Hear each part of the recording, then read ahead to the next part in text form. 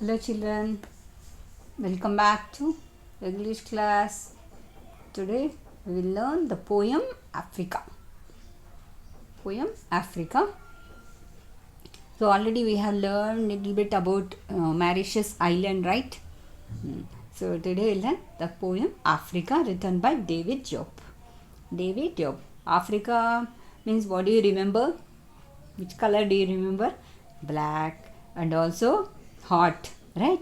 So much of hot. Africa means first thing comes in our mind is black color and also so much of hot because of sun, excess of the heat. They have become like that. And also one great person also you'll remember, who is that? Nelson Mandela, right? So you remember because they fought for their freedom. Let us start. This is the Africa map, you know. This is the South Africa is there, no? Yeah, that also we know. This is the Africa map. Very easy poem. We can see a heart of a poet regarding his country. Do you love your country? I think you love your country. Let us see how this man has written about his country. Start. Very easy poem. I think you can easily understand the poem. Listen carefully. Africa, my Africa. Africa of proud warriors in ancestral savannas. Africa of whom my grandmother sings on the banks of the distant river. I have never known you, but your blood flows in my veins. Your beautiful black blood that irrigates the fields, the blood of your sweat, the sweat of your work. So if you see here, so the writer, the poet is addressing Africa. Oh, my Africa. See how much affection is. My Africa is telling Africa, my Africa. Africa of proud warriors.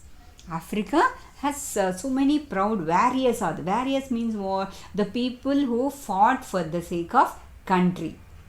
Right? The people who fought for the sake of country, they all called as warriors. Like always they'll get victories, success. Like that is Africa. Proud warriors were there in ancestral means olden days, the great olden generations, no old people. So they used to work for the sake of country, for the sake of freedom, in order to get how our people, old ancestral people like Gandhiji, Nehru, how they were fighting for our country, in order to get the independence. In the same way, we are also feel proud of them, right? In the same way, here poet is feeling proud of the warriors who worked for the sake of country in order to get the freedom. And how he came to know about the country is actually this poet was not born in Africa. He doesn't know anything about the Africa. But you see, Africa of whom my grandmother sings. Okay, how he came to know about the Africa is because his grandmother used to sing songs about the African greatness of Africa. Through that he came to know about the Africa. And on the banks of the distant river, so where she was working, while working she used to sing the songs. So at that time he came to know about the Africa. That's what he said. I have never known you. It means that he doesn't belong to that country. He was not born in that country, so he didn't know about the country. But your blood flows in my veins.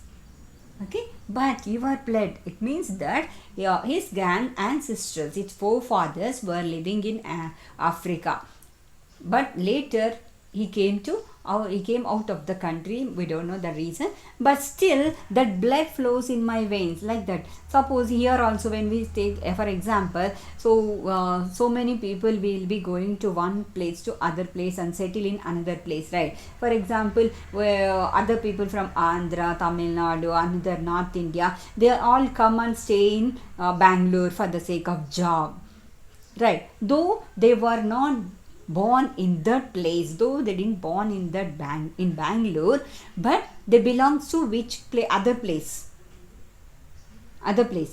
right? But their blood will be flowing. After getting here, some children they will born here, but the children's blood belong to the other people. Means the forefathers belongs to the other state. So now they can say, the children can say, so though I was not born in Andhra or Tamil Nadu, but I belong to that state. Why? Because their forefathers belong to that state. Their blood is there in their body. Same thing. Though he didn't born in that country, but their forefathers belongs to Africa. That's what he's telling. But your blood flows in my veins. Your beautiful black blood, underline that. Your beautiful black blood that irrigates the fields. Right? Means it shows the hard work, how much hard work that irrigation means, working in the fields, right? So that hard working nature, that blood is there in my veins. And the blood of your sweat, how sweat symbolizes the hard work, the sweat of your work. When you will get the sweat, when you do hard work, right? When you consume entire energy from your body, at that time you will get the sweat. Okay? So that's all. When you people are working at that time, so that's sweat. That's what he is telling. You're beautiful. So he is appreciating their hard work. Though it is black blood, but it shows that it doesn't mean that really blood is black, but it shows the how much hard work they were doing for the sake of country. Then see the work of your slavery. The work of your slavery. It means that they were under the bondage of others, like how we were under the bondage of British, right? Once we were under the bondage of slavery, we was like slaves under the authority, under the dominion of British people.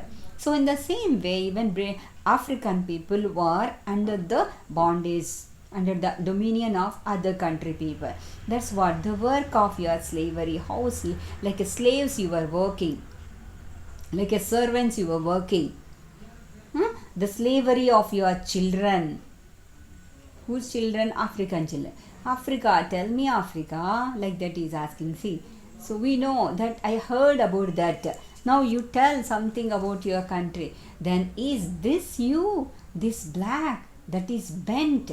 Your back has been bent. Why? Because of hard work. That much labor, always bending and working in the fields for the sake of the other people. The dominion who are taking the control of the charge of the people. So is this you? This back that is bent, it shows the how much hard work they have done. The slavery, how they were working in the fields. Always then from morning to evening they'll to bend in order to work in the fields. Then this back that breaks under the weight of humiliation. So even while they were working, they are not working properly. If they try to take rest, they used to beat, they used to whip on their back. So through that they used to get scars. This back trembling with red scars. If you hit anyone's back, anyone's back, how it will be? They'll get scars, right? Red color scars.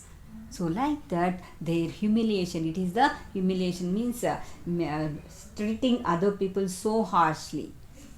Then and saying yes to the whip under the midday sun. So during midday they don't have the proper clothes also. Their back is open, always open, exposed to the sun. And in the meantime, these people, the people who are making them to work under the sun, so they used to weep all the time. They used to weep.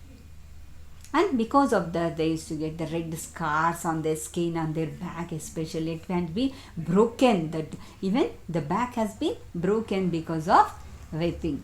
But a grey voice answers me. Okay, but still one answers, one voice is to come. What is that? See, let us see. What is that?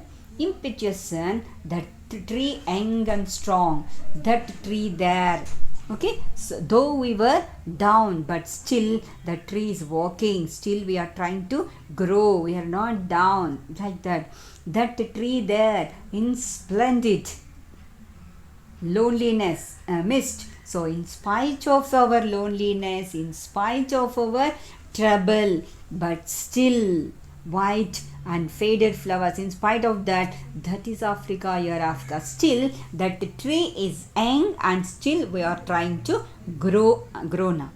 They're trying to grow up. They have the chance. Understood? So here it means that in spite of their trouble, though they were humiliated, but still the tree symbolizes what? The always it has the chance to grow. How much ever you will be cutting off, if the branch, the stem is there, the stem one day it will become a big tree. Unless you remove the stem, so we cannot uproot the tree. Unless you uproot the tree, we can't see the fruit.